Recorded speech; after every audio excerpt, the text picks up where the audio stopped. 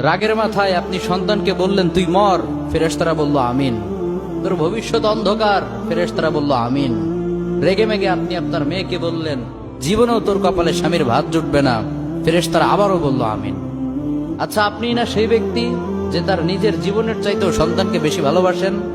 আপনি না সেই ব্যক্তি যে তার সন্তানের জন্য হাসতে হাসতে নিজের জীবনটাও দিয়ে দিতে পারেন? আপনি না সেই ব্যক্তি যে আল্লাহর কাছে নিজের চাইতেও সন্তানের জন্য বেশি দোয়া করে? তাহলে কি করে নিজের হাতে নিজের সন্তানের এত বড় ক্ষতি করতে পারলেন? Doesn't make any sense.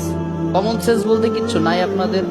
আপনারা কি জানেন না আপনাদের রাগের মাথায় বদদোয়া করাগুলো ফেরেশতারা আমিন বলে?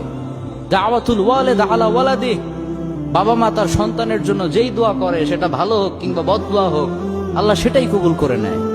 এজন্য খবরদার, নেভার কার্স ইউর চিলড্রেন। রাগের মাথায় কখনো সন্তানকে অভিশাপ করবেন না। খুব বেশি রাগ উঠে গেলে তার জন্য উল্টা ভালো দোয়া করেন। কাবা শরীফের একজন ইমাম আছে, ইমাম আল কালবানি।